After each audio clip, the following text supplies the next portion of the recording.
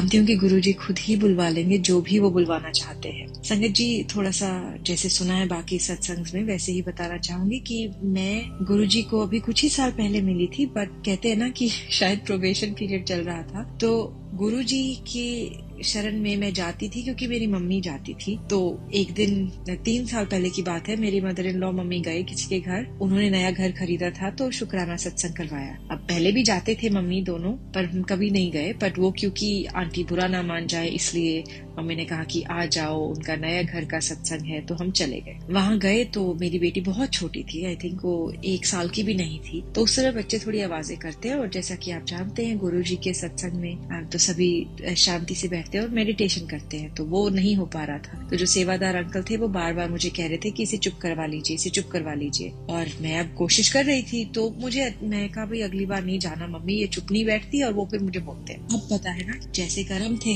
ऐसे फल मिला तो नहीं, जो कर्म थे चलिए ठीक है। तो मैं पहली बार शायद उस दिन गई तो गुरुजी ने ब्लेस किया, लंगर खाया, चाय प्रसाद खाई और अपने घर आ गए। और उसके बाद 1.5 साल तक नहीं गए। फिर हमने देश बदल लिया, और हम जब नए देश में आए तो अकेले थे। पहले कोविड हो गया, कोई आ भी नहीं पाया। उस दौरान मैं थोड़े कोविड के जस्ट बाद में प्रेग्नेंट हो गई, तो भी कोई नहीं आ पाया। फिर अराउंड 3-4 महीने की प्रेगनेंसी जब तक पहुंची तो मेरी मम्मी आ गए हमें हेल्प करने के लिए यहाँ।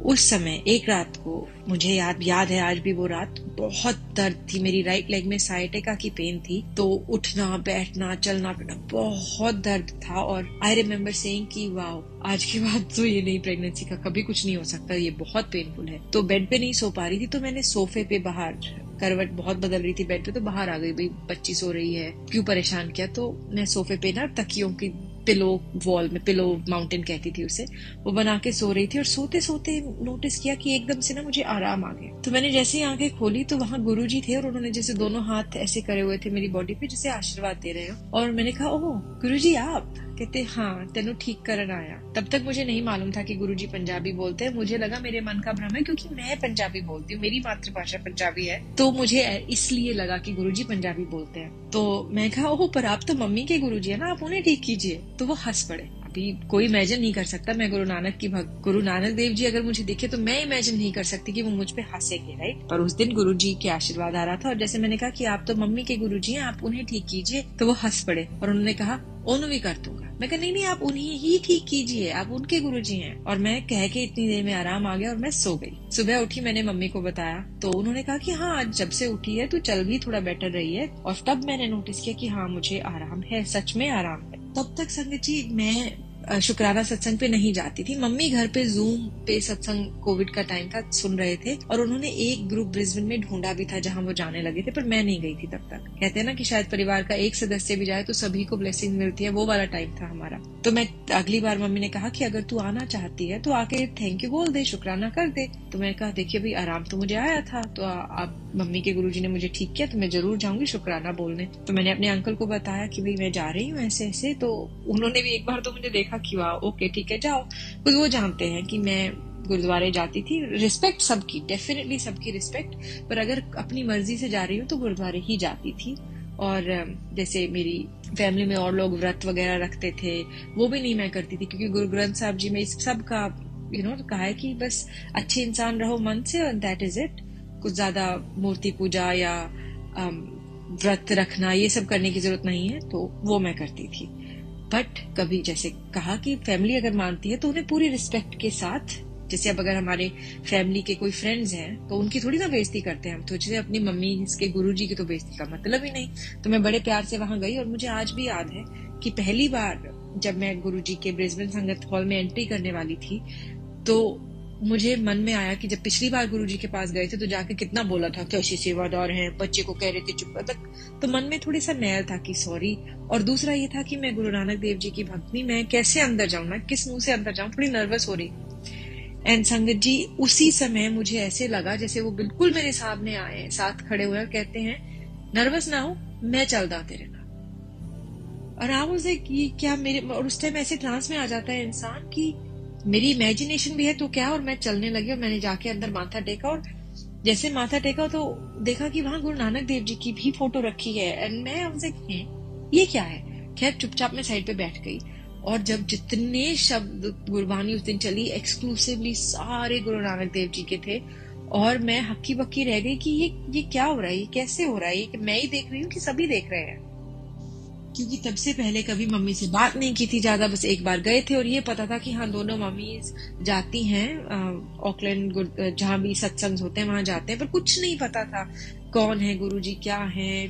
तब उसके बाद जब बैठे तो बाहर आए तो मैं कहा मम्मी ये क्या था, ये कैसे, लाइक ये हमेशा ऐसे ही होता है? तो वो कहते हाँ हमेशा ऐसे ही होता है। गुरुजी कहते थे कि गुरबानी सुनो, शिव पुराण सुनो, और वहां पे तीनों फोटोज थी, गुरु नानक देव जी की थी, शिव जी की थी, और गुरु जी का स्वरूप था, और उनकी सीट रखी थी। तो आई वाज लाइक वाह ओके।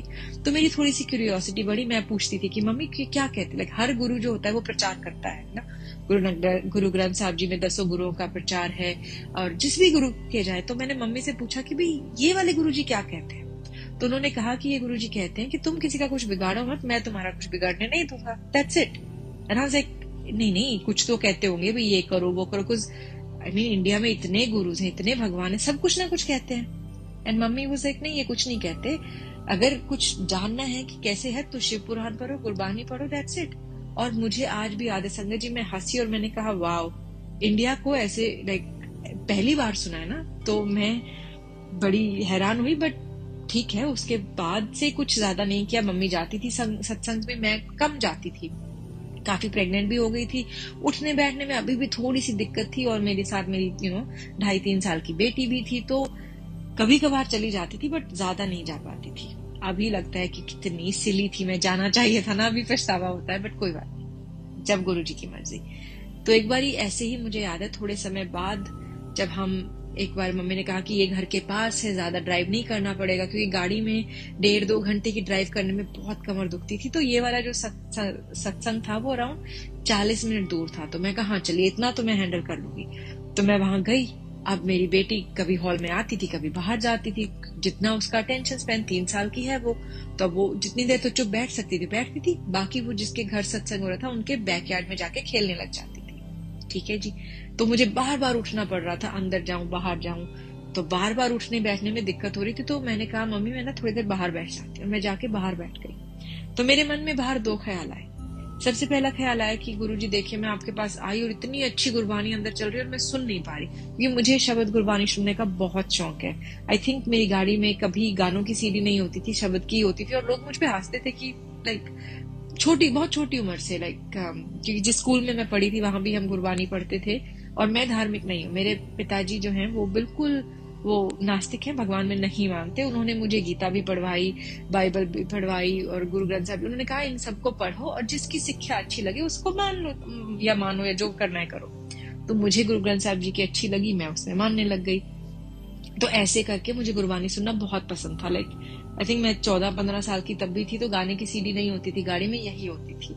और बाकी जब बच्चे बैठते थे फ्रेंड्स मेरे स्कूल के, तो वो थोड़ा हंसते थे। तो मैं उस दिन बाहर बैठी, और जब से बच्चे हुए हैं तो गुरबानी नहीं सुन पाती थी ज्यादा, कुछ बच्चों में उलझे रहते हैं। तो बाहर बैठ के मन में ख्याल आया कि देखिए गुरुजी मैं आई आपके पास और गुरबानी इतनी अच्छी चल रही है, और मैं यहाँ बाहर बैठी सुन भी नहीं पा रही क्योंकि दरवाजे बंद थे। और ये कहा, और विद इन 30 सेकेंड ना गेट खुल गया। तो जो दरवाजे था उसमें जाली का दरवाजा था, फिर शीशे का था, तो किसी ने शीशे का खोल दिया, और अब गुरबानी की आवाज बहुत अच्छी आ रही थी। फिर भी मैं समझ नहीं पाई कि गुरुजी की ब्लेसिंग्स थी, कोइंसिडेंस कह के छोड़ दिया। तो बैठी रही। तो फिर फ्लोर पे थोड़ी दिक्कत होने लगी, तो मैं उठ के बाहर जो उनका सोफा पड़ा था उस पे बैठ गई। और जैसे ही बैठी मुझे ख्याल आया कि ओ गुरुजी, मैं तो कोई भी मैं सीट पे बैठ गई, आपकी जो शरण में ना, जैसे गुरु ग्रंथ साहब जी अगर कहीं ऊपर रखे हैं तो मैं थोड़ी ना ऊंची कुर्सी पे बैठूंगी। और मैं जैसे ही उठने लगी, संगत जी मेरे सामने गुरुजी बैठे हुए आए और कहा कि ले मैं तेरे से ऊंचा बैठ गया, बैठी रहे। क्योंकि फर्श पे बाहर बैठना, लाइक पेबल्स वाले फर्श पे थोड़ी दिक्कत तो होती, बट डजंट मैटर। मेरे में मन में गुरु की श्रद्धा है, तो मैं नहीं उनसे ऊंचा बैठना पसंद करूंगी। जिन लोगों को हेल्थ प्रॉब्लम्स हैं वो बैठते हैं, जो जिसकी मर्जी। पर मैं अपनी प्रेगनेंसी में, दोनों प्रेगनेंसी में 9 मंथ तक फर्श पे ही बैठती थी, अगर गुरुद्वारे भी गई हूँ तो मेरे लिए तो गुरुजी, गुरु नानक देव जी, मुझे तो उनमें वही दिखते थे, तो मैं ऊपर नहीं बैठना पसंद कर रही थी। और संगत जी उसी समय मेरे सामने गुरुजी आए, और वो ऐसे जैसे लेविटेट कर रहे हैं मेरे सामने ऊपर, और मैं देखती रह गई। और वो इतना बड़ा स्वरूप हो गया, वो पूरी स्काई में लाइक कहते ना एक हो गया ना, मैं पलक भी नहीं झपका पाई कि ये हुआ क्या। खैर फिर से उसे अपनी इमेजिनेशन सोचकर मैंने छोड़ दिया। फिर कुछ समय तक मम्मी फिर से अकेली जाती रही सत्संग को, बहुत दूर होते थे। तो क्या हुआ कि मेरी मम्मी नए घर में शिफ्ट हुए, तो उन्होंने नए घर में शिफ्ट होने का सत्संग करवाना था, हम सब जानते थे। तो मेरी प्रेगनेंसी से तकरीबन 2 महीने पहले हम उस घर में गए, तो उसी महीने हमने करना था, पर कोई डेट्स की गड़बड़ाहट हुई, तो वो जो था सत्संग वो 3-4 हफ्ते आगे हो गया। तो हमने कहा कोई बात नहीं। तो फिर मम्मी ने कहा कि अच्छा ये तो अब जो बेबी का सत्संग करवाना है उसके बहुत पास हो गया। मैं कहा कोई बात नहीं मम्मी, हर एक एक हो जाएगा। देखिए तब तक मैं उन्हें मम्मी के गुरुजी कहती थी, और मैं देखती थी कि ये सब करके सत्संग में जाके गुरुजी की बात सुन के मम्मी को कितनी खुशी होती है। तो मैं पूरी अपनी श्रद्धा से उनकी मदद जितनी हो सकती थी उतनी करती थी। मेरे अंकल अभी तक नहीं जाना पसंद करते थे, तो वो तो गुरुद्वारे भी नहीं जाते। तो मैंने कहा ठीक है, बहुत है, जो आपकी मर्जी, किसी को फोर्स नहीं हम कर सकते। तो सत्संग हम अरेंज करते रहे। तो हमारे घर जिस दिन सत्संग होना था उससे 1 हफ्ते पहले गोल्ड कोस्ट में सत्संग था, तो और वो है तकरीबन 1.25 घंटे दूर। तो मैं तो नहीं जा सकती थी, मैं बहुत पेन में थी। और वो लास्ट वीक तो काइंड ऑफ मेरी मिडवाइफ ने, दाई ने कहा था कि देखो अगर अर्ली प्रेगनेंसी डिलीवर नहीं करना है, अभी तुम्हारा बेबी 37 वीक्स भी नहीं है, अगर अर्ली डिलीवरी नहीं चाहिए तो चुपचाप आराम से घर पे बैठो, ज्यादा हेक्टिक स्केड्यूल मत बनाओ। तो मैंने जॉब से थोड़ी जल्दी छुट्टी ले ली, और मैं कहा कि मम्मी ऐसे ऐसे बात है, आप जाए। उन्होंने भी कुछ नहीं कहा, ठीक है। पर उससे अगले हफ्ते सत्संग हमारे घर में था, या उससे 2 हफ्ते बाद। तो जब वो गोल्ड कोस्ट गई, तो वापस आते समय जो सत्संग वाली ऑर्गेनाइजर आंटी हैं, उन्होंने मम्मी को कहा कि आप अगले सत्संग के लिए कुछ सामान अभी ले जाइए ताकि मुझे कम आना पड़े। तो मम्मी ने कहा ठीक है। पर उन्होंने उस कुछ सामान में उन्हें एक थैला दिया, जिसमें मैंने खोल के नहीं देखा क्या था, गुरुजी का स्वरूप दिया और गुरुजी के शूज दिए, और मम्मी घर पे लेकर आ गई। तो जब वो घर पे आई तो उन्होंने मेरे हस्बैंड को कहा कि ये टांगनी है मुझे कहीं ना, इसे स्वरूप को घर पे करना। तब तक घर पे जो अगर कोई स्वरूप था तो वो मम्मी के रूम में ही रखते थे, वो बाहर नहीं। पर ये बहुत बड़ा स्वरूप था संगत जी, लाइक आई थिंक 1 मीटर ऊंचा और 700 सेंटीमीटर वाइड। तो उन्होंने, मेरे हस्बैंड ने पीछे धागा लगा के उसे दीवार पे टांग दिया। ठीक है जी, कोई बात नहीं, बहुत अच्छा लग रहा था हमें। और इसी समय हमारे घर कोई आए और उन्होंने कहा कि ये गुरुजी कौन मानता है? तो मैंने मुस्कुरा के, मम्मी मानती है, मम्मी के गुरुजी, तब तक भी मम्मी के गुरुजी। संगत जी उस हफ्ते में प्रेगनेंसी जितनी, आई गेस जब गुरुजी की मर्जी, मुझे इमरजेंसी में बेबी डिलीवर हुआ, इमरजेंसी सी सेक्शन हुआ। और एक और सत्संग भी मैंने पहले शेयर किया है कि उसमें मेरे साथ क्या हुआ, बट अभी मैं जो अलग बात मन में आ रही है वो शेयर करना चाहूंगी। तो वो जब सत्संग हुआ, तो मैं मेडिकल फील्ड से बिलोंग करती हूँ, मुझे डर नहीं लग रहा था इमरजेंसी सी सेक्शन का, पर मेरे मम्मी का दिल बहुत छोटा हो रहा था, उन्हें सुई से डर लगता है। मेरे हस्बैंड को भी इतना खून देख के वो उन दोनों, मुझे तो सीरियसली ऑपरेशन हॉल में लग रहा था कि मेरा हस्बैंड फेंट ना हो जाए पर मुझे डर नहीं लग रहा था।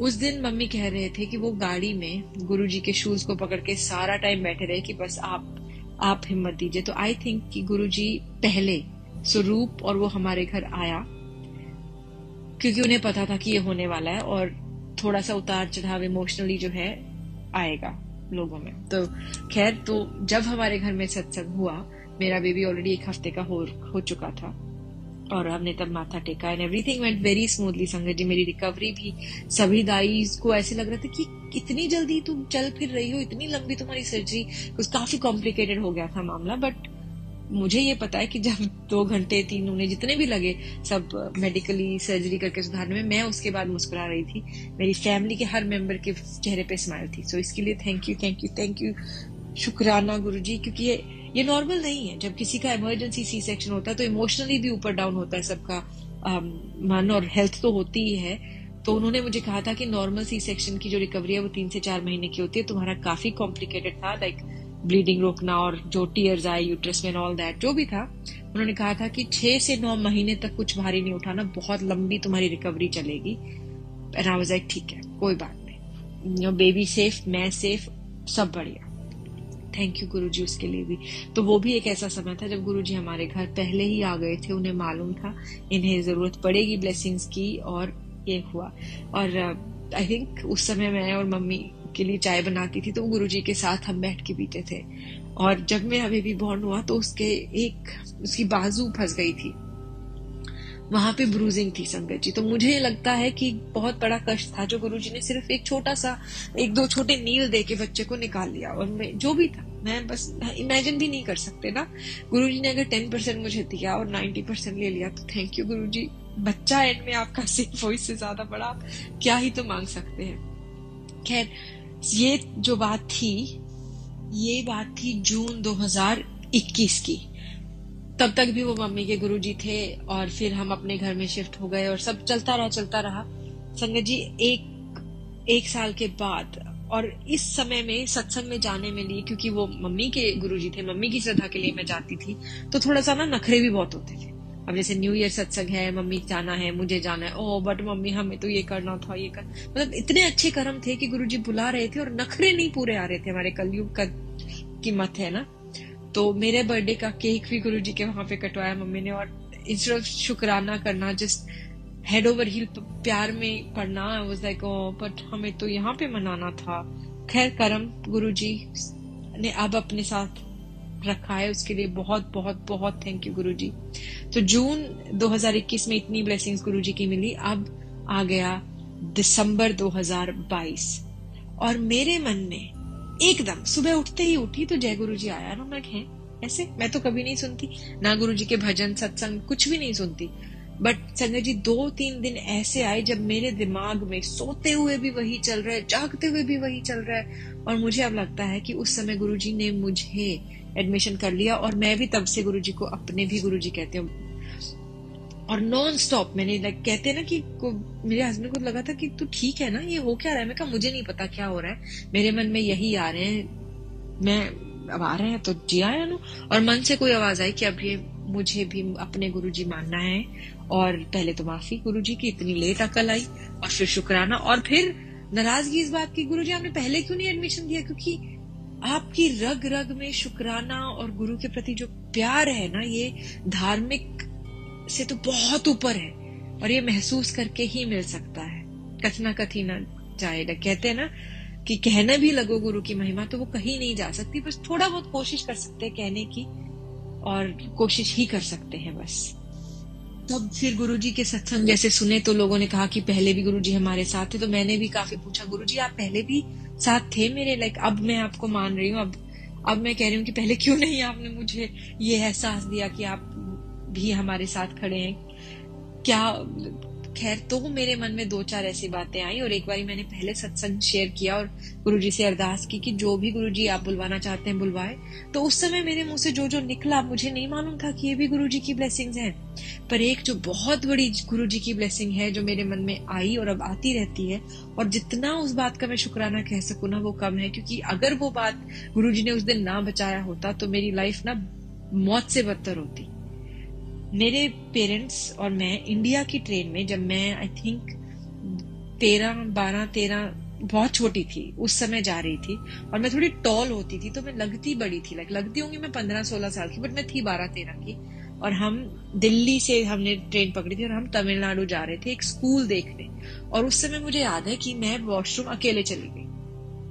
तो अकेले चली गई, मेरे पिताजी को दमा की प्रॉब्लम है तो हम एसी ट्रेवल नहीं करते थे, नॉर्मल जो 3 बर्थ वाले केबिन थे उनमें ट्रेवल करते थे।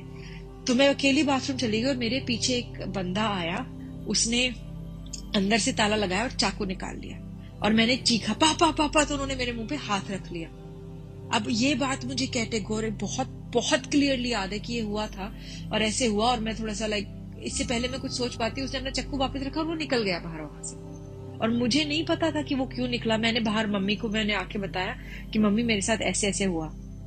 तो उन्होंने पापा को बताया, पापा हंस पड़े, कहते बेटा अगर ऐसे हुआ होता ना तो वो छोड़ के नहीं जाता तुम्हें। और बात भी सही है, वो छोड़ के नहीं जाता, यू नो। जब मैं उदास हो रही थी, गुरुजी के सामने बैठी थी और कहा कि गुरुजी अब क्यों हाथ पकड़ा, पहले क्यों नहीं पकड़ा। तब याद आया कि गुरुजी ने तो हाथ पहले से ही पकड़ा था।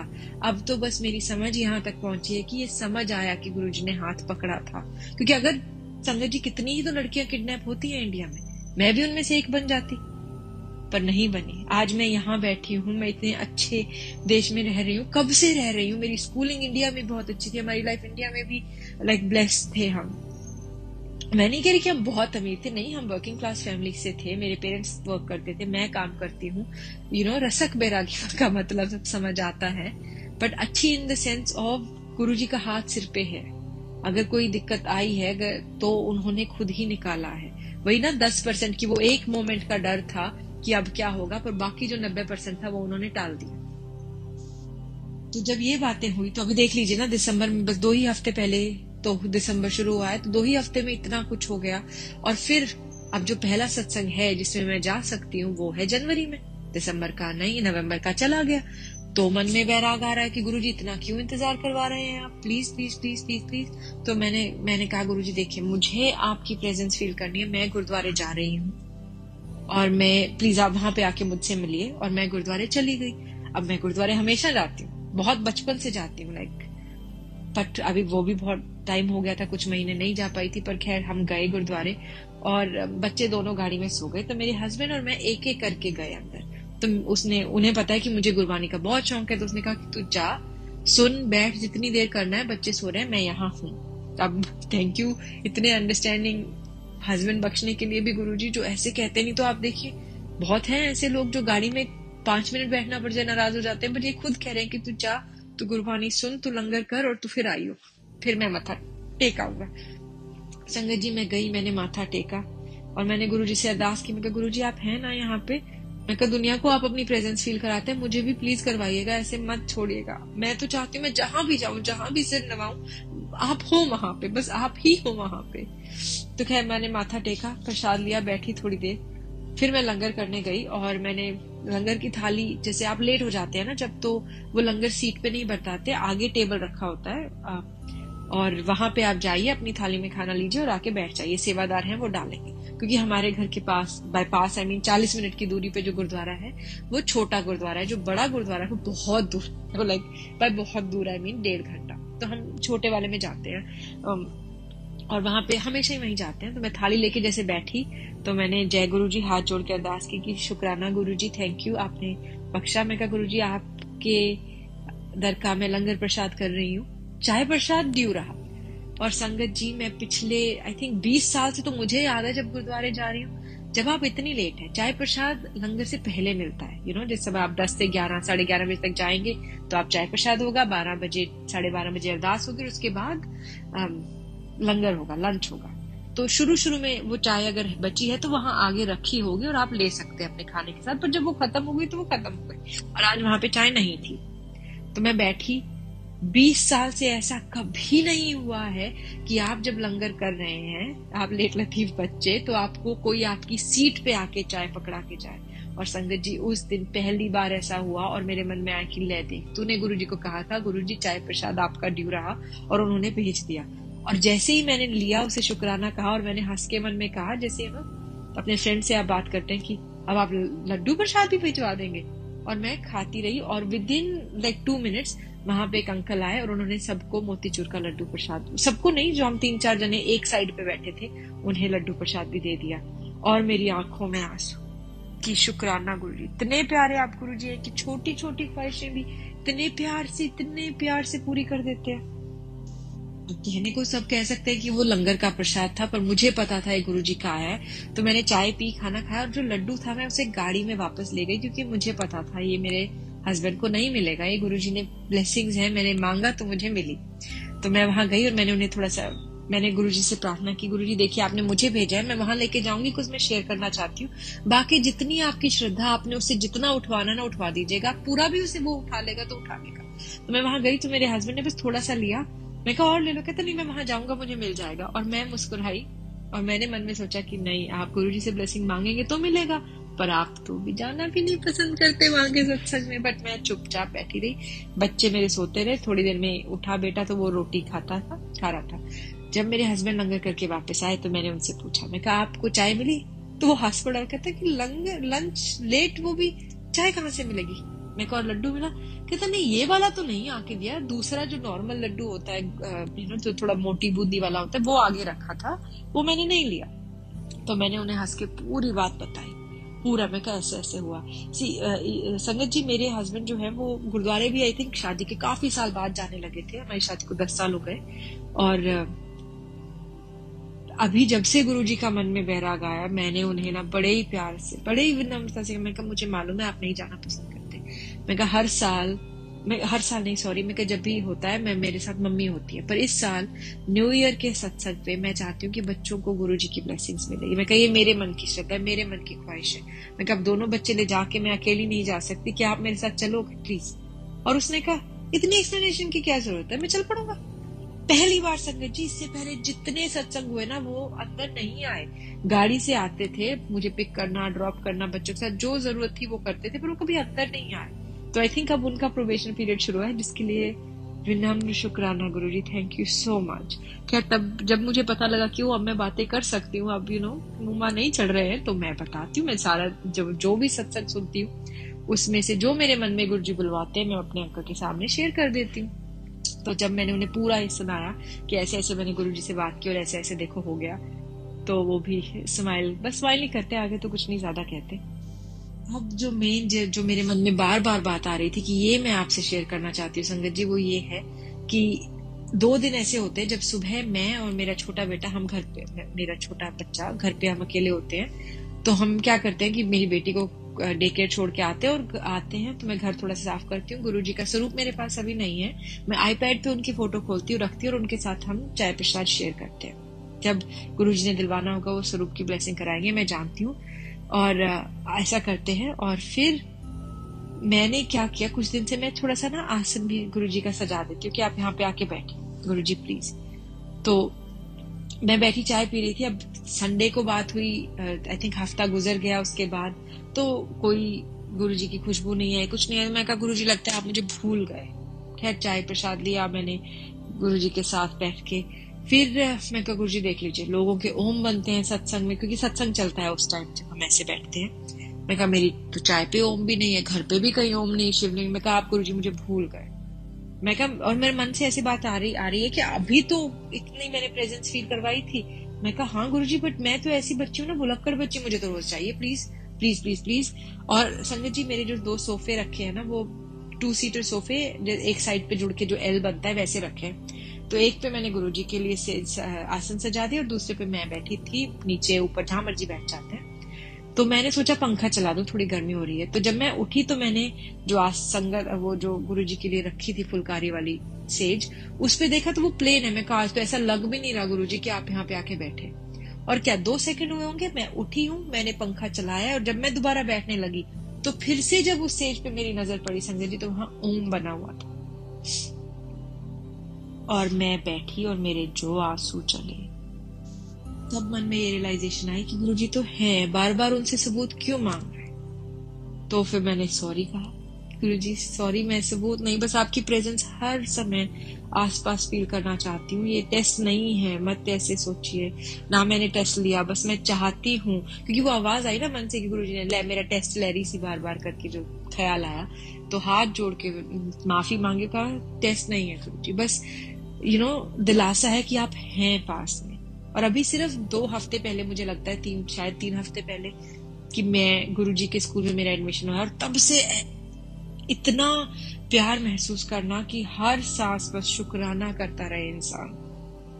संगत जी ये सब गुरुजी ने आज बुलवाया। एक्चुअली तो कल रात को बुलवाना चाहते थे 1 बजे, बट तब डर था कि बच्चे ना उठ जाएं, तो नहीं बोल पाई। पर तब से मन से नहीं जा रहा था कि सत्संग शेयर करना है। तो कोई अगर गलती हुई हो संगत जी तो माफी। जय गुरु जी, शुक्राना गुरु जी।